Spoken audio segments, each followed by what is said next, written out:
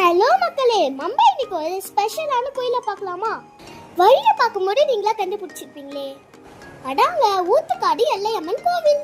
இந்த அம்மனுக்கு ஒரு வரலாறு இருக்குங்க, அதை நம்ம இன்னைக்கு பார்க்கலாம். இந்த கோயிலை கட்டினவர் விஜயநகரை ஆண்ட கிருஷ்ணதேவராய ராஜா. புராணத்துல என்ன சொல்றாங்கன்னா, இந்த ராஜாவுக்கு வேட்டையாடும் பழக்கம் உண்டு. இவரு காட்டுக்கு வேட்டையாட போகும்போது செல்ல பிராணியான நாயை மட்டும்தான் கூட்டு. அப்படி வேட்டையாட அவர் போகும்போது ஒரு நாள் முழுதும் போவது அவருக்கு தெரியல. நேரம் அதிகமானதுனால அவருக்கு தண்ணி தாங்கிறது அவரு மயக்கம் போட்டு விழுந்துட்டாரு. இதை கண்ட அந்த நாய் காட்டை சுற்றி தண்ணி தேடி பார்க்கும். அப்போ அதோட கண்ணில் ஒரு குளம் தென்படும்.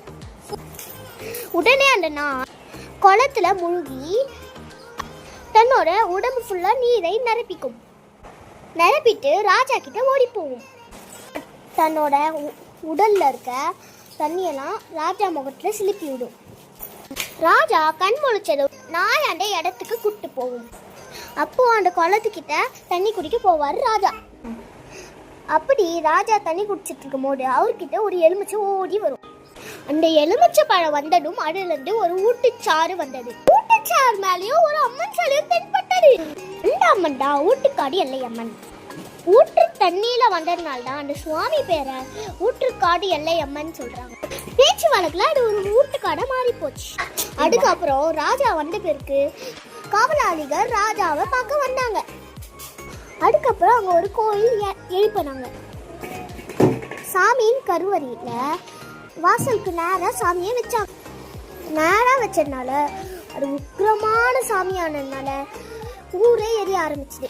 அதன் பின்னர் சாமியை வாசல் நேரா வைக்காம கொஞ்சம் சைடா வச்சாங்க. இப்போ அந்த அம்மன் தான் அந்த ஊரே பாத்துக்காங்க. இதாங்க இந்த சாமியோட வரலாறு. இந்த அம்மனுக்கு வருஷத்துல சித்திரை மாசம் திருவிழா நடக்கும். சித்திரை மாதம் அமாவாசை அன்னைக்கு நடக்கும். ஓம் சக்தி. உங்களுக்கு இந்த வீடியோ பிடிச்சிருந்தா லைக் பண்ணுங்க, சப்ஸ்கிரைப் பண்ணுங்க, கமெண்ட் பண்ணுங்க. தேங்க்ஸ் ஃபார் வாட்சிங். பாய்.